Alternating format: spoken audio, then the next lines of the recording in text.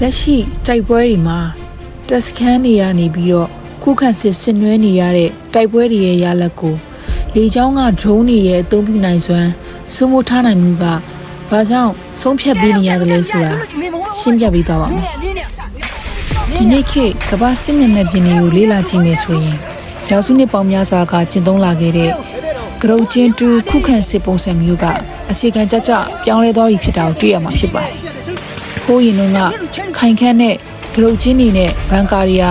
ရဲဘော်တွေအတွက်အကောင်းဆုံးခိုးအောင်ရနဲ့အကာအကွယ်ဖြစ်ခဲ့ပေမဲ့ယနေ့ခေတ်မှာတော့ကောင်းကင်ကနေပြီးတော့ချင်းချောက်လာတဲ့နည်းပညာအသစ်တစ်ခုကြောင့်မို့လို့အဲ့ဒီခုခံစစ်စနစ်တွေကအလွန်အမင်းထိခိုက်လာပါပြီ။အဲ့ဒီပြောင်းလဲမှုရဲ့အဓိကတရားခံက drone နည်းပညာပဲဖြစ်ပါတယ်။ခေတ်သစ်စစ်ပွဲတွေမှာ drone တွေရဲ့စိုးမိုးနိုင်မှုကတမယိုးကျစစ်ပွဲတွေရဲ့ရလဒ်ကိုဘာကြောင့်ဆုံးဖြတ်ပြီးနေရတာလဲ။နံပါတ်1ကတော့စီရင်လိုဝက်မှုနဲ့အလေးငိုက်တက်ခိုက်နိုင်မှုမရှိတော့လို့ပါ။တမယိုးကျစစ်ရေးတွေရဲ့အဓိကရည်ရွယ်ချက်ကရန်သူမျက်စိကနေအကာအကွယ်ယူပြီးမိမိတပ်ဖွဲ့အင်အားကိုလိုဝက်စွာစုစည်းရန်ဖြစ်ပါတယ်။ဒါပေမဲ့ drone တွေနေရာအနှံ့ဝဲပြန့်နေတာကြောင့်မို့လို့အဲ့ဒီအကာအကွယ်ယူမှုကအသုံးမဝင်တော့ပါဘူး။ရန်သူတွေဟာအရက်သုံး FPV drone တွေအစစစ်ဘက်သုံးထောက်လှမ်းရေး drone ကြီးတွေအထိစစ်မျက်နှာပြင်တစ်ခုလုံးကို24နာရီပတ်လုံးအနိကစောင့်ကြည့်ထောက်လှမ်းနိုင်ပါတယ်။ကြားနေမြေမှာတော့မှဘယ်လှုပ်ရှားမှုကိုမဆိုချက်ချင်းသိရှိနိုင်ပါတယ်။နောက်ပြီးတော့ drone တွေကတိုက်ခိုက်ရန်ကြိုတင်ပြင်ဆင်နေမှုကိုပြပြစေပါတယ်။မိမိတပ်တွေစစ်ကြောင်းထိုးဖို့စူးစီးနေတာကိုချက်ချင်းမြင်တွေ့လိုက်ရတဲ့အခါမျိုးမှာဆိုရင်ရန်သူက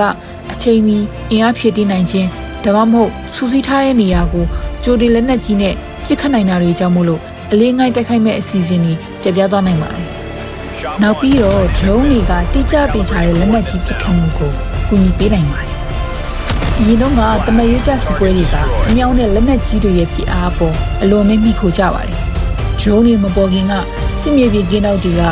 ရှေ့ရန်ထွက်ပြီးပြစ်မှတ်ရှာဖွေပေးရပေမဲ့များသောအားဖြင့်ရန်သူပစ်ခတ်မှုကြောင့်တိတ်ဆုံးကြရတာများပါတယ်။အခုခါမှာတော့ drone တွေကအဲ့ဒီအခက်အခဲကိုဖြေရှင်းပေးလိုက်ပါတယ်။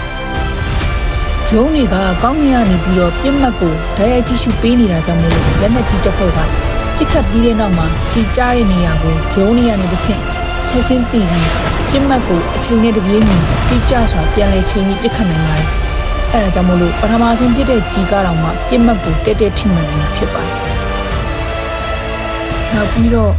ဖုံးကွယ်ထားတဲ့ပြစ်မှတ်တွေကိုဖော်ထုတ်နိုင်တာစစ်သည်တွေနဲ့လက်နက်ကြီးနေရာတွေကိုပါ drone တွေကရှာဖွေဖော်ထုတ်နိုင်တာတွေပြုလုပ်နိုင်ပါတယ်။ဆိုလိုတာကတော့ drone စိုးမိုးထားတဲ့ဘက်ကရန်သူကိုအကာအကွယ်မရှိဘဲအတိအကျပစ်ခတ်နိုင်အောင်ပြုလုပ်ပေးလိုက်ခြင်းဖြစ်ပါတယ်။နံပါတ်3ကတော့တိုက်ခိုက်ရေး drone တွေရဲ့အခန်းကဏ္ဍဖြစ်ပါတယ်။တန်ဖိုးနည်းတဲ့ drone ငယ်တွေကိုကိုယ်တိုင်ထိန်းချုပ်ပြီးပြစ်မဲ့တက်တဲ့ကိုအသေးခံတိုက်ခိုက်ခြင်းဖြစ်ပါတယ်။ FPV drone တွေရဲ့အာနိသင်တွေကတော့စစ်တပ်တအုပ်က VR မျက်မှန်ကိုတက်ပြီးတော့ထိန်းချုပ်ထားတဲ့တန်ဖိုးနဲ့ FPV drone ကဂရုချင်းထဲမှာရှိတဲ့ရဲဘော်တွေစစ်သည်တွေနောက်ပြီးတော့ဘန်ကာတွေတင်ကားတွေတန်ချက်ကရင်းတွေနောက်ဆုံးစစ်သားတအုပ်ချင်းစီရဲ့ဂျင်းအတွင်းကိုတက်မောင်းဝင်တိုက်ခိုက်ဖျက်ဆီးနိုင်ပါတယ်အရေးအကြီးဆုံးကတော့စိတ်ဓာတ်ပိုင်းဆိုင်ရာဖိအားကိုဖြစ်စေခြင်းပါကောင်းကင်မှာ drone ပြန်တန်းနေတဲ့အတန်းကစစ်သားတွေအတွက်အလွန်ပြင်းထန်တဲ့စိတ်ဖိအားကိုဖြစ်စေပါတယ်။အချိန်မီတိုက်ခိုက်ခံရနိုင်တယ်ဆိုတဲ့စိုးရိမ်စိတ်ကြောင့်မို့လို့လှုပ်ရှားသွားလာတာစားတောက်တာနဲ့အနားယူတာတွေကိုမပြုလုပ်နိုင်တော့ပဲစစ်သည်တွေရဲ့စိတ်ဓာတ်ကိုညှဉ်းစွာကျဆင်းစေပါတယ်။နောက်တစ်ခုကတော့ drone တွေကရန်သူလက်နက်ကြီးတံပြန်ဖြတ်စည်းရေးကိုအနိုင်ယူနိုင်ခြင်းပါ။တမယိုးကျစစ်ပွဲတွေမှာဆိုရင်ရန်သူကမိမိကိုပစ်ခတ်ပြီးတာနဲ့မိမိကလက်နက်ကြီးနဲ့ပြန်လည်ပစ်ခတ်ပြီးရန်သူရဲ့လက်နက်ကြီးကိုပြန်လည်ဖျက်ဆီးလို့ရပါတယ်။ဒါပေမဲ့အခုအချိန်မှာတော့ drone စိုးမိုးမှုရထားတဲ့ဘက်ကသူတို့ဘက်က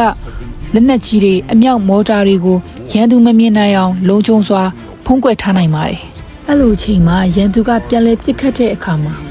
သူတို့ရဲ့ကြီးထွားရာလမ်းကြောင်းကို drone ကချက်ချင်းထောက်လှမ်းပြီးဒီနေရာကိုအတိအကျသိရှိနိုင်ပါတယ်။အဲ့ဒါပြီးရင်အဲ့နေရာကို drone ကညွှန်ပြပေးပြီးလက်နက်ကြီးနဲ့အလဲတကူဖျက်ဆီးနိုင်ပါတယ်။အဲ့ဒါကြောင့်မို့လို့ drone မရှိတဲ့ဘက်တွေကလက်နက်ကြီးတွေကအချိန်မရွေးဖျက်ဆီးခံနေရတာဖြစ်ပါတယ်။နောက်ပြီးတော့ drone တွေရှိတာက ထောက်ပံ့ရေးနဲ့စစ်ကူပို့ဆောင်ရေးကိုဖျက်တောက်နိုင်ပါတယ်။ခိုင်ခန့်တဲ့တက်တီနေရာတစ်ခုခုခံစစ်ဆက်လက်ဆင်နွှဲနိုင်ဖို့အတွက်ရိတ်ခါကြီးစံတဲ့စစ်ကူတွေအဆက်မပြတ်ရောက်ရှိနေဖို့လိုအပ်ပါတယ်။ဒါပေမဲ့ရန်သူဘက်ကဂျုံတွေစုမှုထားမယ်ဆိုရင်တော့ဒီဘက်မှာတက်စခန်းကိုရိတ်ခါပိုးရဲ့ရေတန်းတွေကိုအလွယ်တကူထောက်လန်းတက်ခိုက်နိုင်ပါတယ်။ပြီးတော့ညအချိန်ဒီမှာတော့အပူကန်ကင်မရာတာမဲကင်မရာတွေတက်ဆင်ထားတဲ့ဂျုံတွေကဘယ်ရင်အသွားအလာကိုမဆိုဖော်ထုတ်နိုင်ပါတယ်။အဲ့လိုမျိုးထောက်ပံ့ရေးလိုင်းချောင်းတွေပြတ်တောက်သွားပြီဆိုရင်စစ်သည်တွေကရိတ်ခါပြက်လက်တာကြီးစံနေကုန်တာတွေနဲ့ညီဆိုင်ရပြီးတော့အချိန်တိုအတွင်းမှာတိုက်ပွဲကြာဆုံးနိုင်ပါတယ်။အချို့အဖြစ်ဆိုရမယ်ဆိုရင်ရန်သူဘက်က drone တွေကိုပြလဲချီမုန်းနိုင်တဲ့ခင်မီနီးပညာ electronic warfare စနစ်တွေဂျမ်မာတွေဓမ္မမဟုတ်ကိုယ်ပိုင်အဆင့်မြင့် drone တပ်ဖွဲ့တွေမရှိဘဲနဲ့ဂရုချင်းတွေထဲမှာခုခံတိုက်ခိုက်နေရတာကတေတွင်းကိုအလကားတိုးဝင်နေရတဲ့အတူတူပဲဖြစ်ပါတယ်။ဒုံစုမှုထားနိုင်တဲ့ဘက်ကမိမိတို့တပ်ဖွဲ့ကိုအနည်းအနည်းဆုံးပေးရင်ရန်သူတပ်ဖွဲ့ကိုစုပချချီမုန်းနိုင်မှာဖြစ်ပါတယ်။အဲဒါကြောင့်မလို့ဒရုန်းတွေကအင်မတန်အရေးပါတဲ့အခန်းကဏ္ဍကနေတည်ရှိနေတာပဲဖြစ်ပါ